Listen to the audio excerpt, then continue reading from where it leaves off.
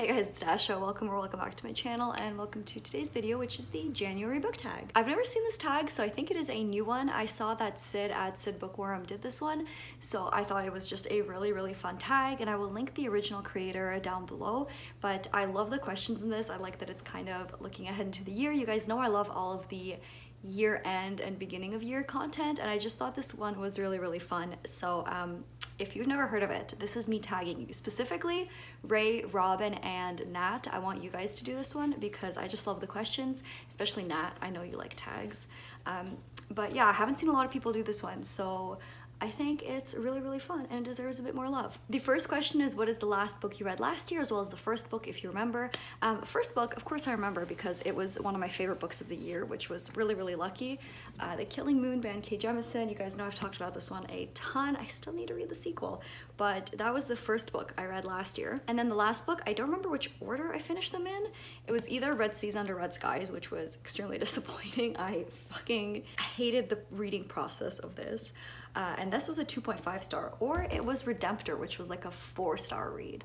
It was a really weird December. Those were the only two books I finished in December too, I'm pretty sure. Whatever happened there, who knows? But yeah, those were the first and last books of last year. And then the next question is, what is your first read this year? So I actually had a carryover from December. I read some of this in December and then I finished it just a few days ago actually. Assassin's Quest by Robin Hobb. She's tabbed up because some of the most beautiful moments in any book I've ever read happened in here, as well as my favorite moments from the series.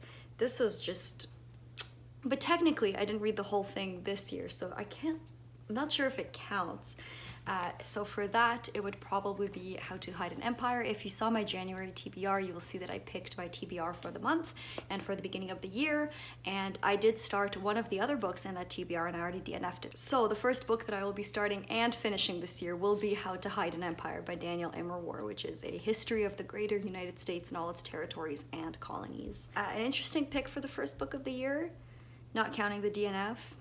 If this is an indication of how the year's gonna go, then I don't fucking want it. Question number 3 is share 3 of your reading goals for the year. While I do have a whole video that you guys can check out that kind of goes more in depth, I think we can sum up my reading goals for the year pretty broadly in read bigger and longer books, which is one of my main goals, read more classics, and finish a goddamn series before I start a new one. I think those are the ones I'm really gonna be focusing on this year. I have a few like smaller goals that I wanna do in between, but really, I think those are the main ones I want to focus on because all 3 areas need some improvement. The next question is share 3 of your most anticipated titles. So I only have 2. I have Babel by R.F. Kuang. This is her story of, I think it's like it's about academia and it's set in Oxford, but I don't know much more beyond that, but I really enjoyed The Poppy War. Speaking of series I need to finish. So I'm looking forward to seeing what else she could put out beyond this like high fantasy. And then the other one I'm really excited for that I will definitely, or I have already pre-ordered, is Fevered Star by Rebecca Roanhorse, the sequel to Black Sun. Black Sun was one of my top books of the year in 2021. It was immaculate, so I am very much looking forward to the sequel, and I'm just excited to continue the series and get back into that world because I already feel myself missing it. The next question is, what goals did you not reach or achieve last year? I definitely did not read as many classics as I wanted to, and this is the reason that this goal is going on my list for 2022. It's definitely one that I want to work towards, and that was one of the ones that I just failed spectacularly at last year. I think another one of my goals was to reread all the books that I owned before moving, but I miscalculated slightly and I did not have time to do that. And then when I was moving, I was just like, I don't want to keep all these books to possibly reread them and love them again, because a lot of them were those popular YA titles from back in the day. So I just got rid of those. I don't know if that counts as like failing. I just didn't really achieve that, but I kind of moved my goalposts a little bit for that. Other than that, I did pretty good. I remember on my nonfiction goal, working through my own TBR, I hit the numerical goal for books I wanted to read, so it wasn't like a bad reading year in terms of goals, but I definitely did terrible on the classics part, and I'm hoping to recover this year. The next question is, are there any 2022 releases that you have no desire to read? I'm gonna be honest, since I haven't kept up with a lot of them, I don't have an answer for this, so we're just gonna move past that because I'm really bad at keeping up with new releases. Next question is, what are some reading habits you want to change this year and why? And I think this goes back in line with one of my goals, which is to read like longer and more difficult books. And I think that's also a question of habit, which is why I'm gonna put it in this section, because I think it's a mentality change, and it's also like the habit of reading books differently and reading different kinds of books rather than just reading books to get through them or to get to a goal.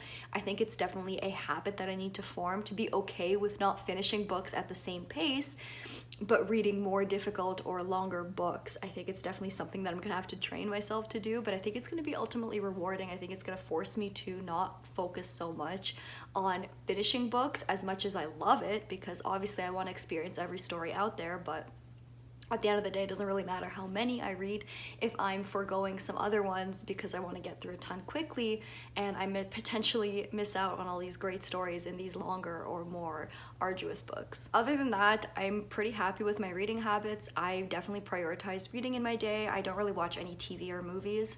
The only other thing I really do is play video games. That takes up a lot of my time. So I think reading is something I prioritize, and I'm really happy with my reading habits in terms of how often I pick up books and how long I can sit down and read for. That's definitely something I've improved over the last few years because I had to retrain myself to get back into reading. So I think in terms of those kind of habits, I don't think I have anything I want to improve, but definitely focusing on longer books and like telling myself that it's okay to slow down, finish less books if you're reading longer ones. That's definitely a habit I want to work on. The next question is, are there any adaptations you're excited for? Again, since I don't really keep up with TV shows and movies, not really, so I'm going to kind of flip this. I have been playing the video game adaptation of the Witcher series. I've been playing the third one, Wild Hunt, and I've been absolutely fucking obsessed. It's like taken over my entire life. It's really bad, but like also great. And I'm really excited to finally read this series this year. Keep your eye out for a potential read-along announcement, but I am definitely going to tackle the entire 8-book series this year. So I'm really excited to see where it all began, I guess, because obviously the video games can be so different from the books. So I'm gonna be really interested to see what started this whole movement, and eventually I would like to watch the Netflix show. I don't know if I'll get to it this year because I'm still behind on friggin' like Shadow and Bone that came out last year and Wheel of Time. It's frankly embarrassing. That's another one, I guess, though. If I do get around to reading the second and third book in the Wheel of Time series, I would like to watch the TV show, the first season. That's a little more up in the air. I know for sure I will be reading all 8 Witcher books this year, so at least I know that I can watch the TV show after. But the Wheel of Time would be another one I'm potentially excited for. Neither of those came out this year, I know, but it's, you know, I'm bad at keeping up with things. So that's my answer.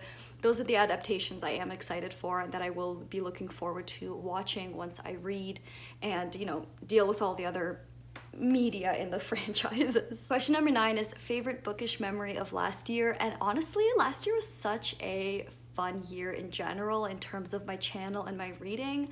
I definitely want to point out the live show I did with Ray and Robin about the entire Carryovers. We read every single book in the Carryovers and sat down and talked about them all for a couple hours. I think that was such a cool moment for me and such a core like reading memory that I'm gonna remember, because it was so nice to have people who are excited about books in the same way that I am, and we all read the same books and were able to sit down and talk about them together and with other people in the chat. And it just reminded me of how much I enjoy talking about books with people. Another core like reading memory from last year that just really stands out to me is just all the really good fantasy I read last year. There were some really impactful reads. Once again, this that I started, this one, Black Sun, just these incredible fantasy books that every time I read something like that, I just fall more like back in love with reading.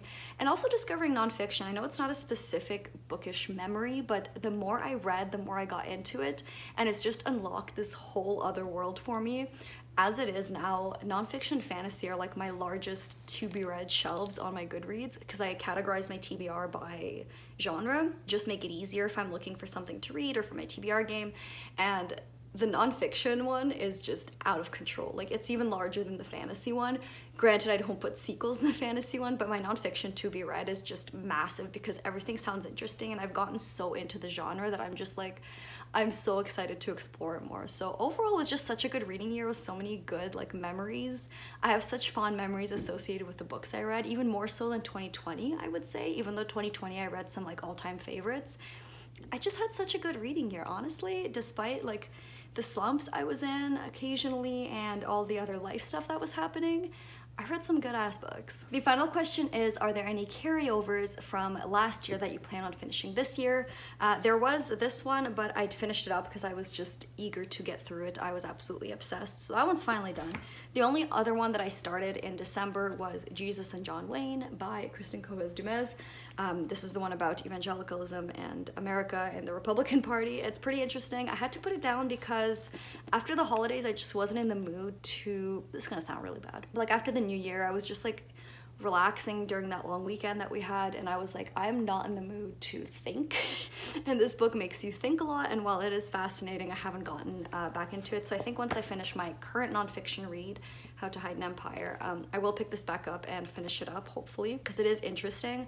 I just didn't really want to think too hard during my time off, so that's the reason that hasn't been finished yet, because it is a pretty quick read otherwise. It's written like fairly academically, but it's still engaging enough to read pretty quickly, but just didn't want to do that during my holidays. But other than that, I don't have any carryovers. I've been pretty good at finishing up books that I start, which is shocking for me because I usually have like 3, 4, 5 books going at the same time. But yeah, that's the only one I still need to finish from last year. We're not going to talk about The Count of Monte Cristo. No, I don't know that book. Haven't heard of her. That was it for the tag, my friends. I hope you enjoyed. I really like the questions in this. I think they're interesting, and I'm really excited to see everyone's answers. So once again, Ray, Robin, Nat, I would love for you guys to do this. I tag you, but other than that, I tag you in general. You guys should do this tag if you are so inclined and interested. My social media is linked down below. You guys can come talk to me there as well. Other than that, thank you so much for watching, and I'll see you next time. Bye.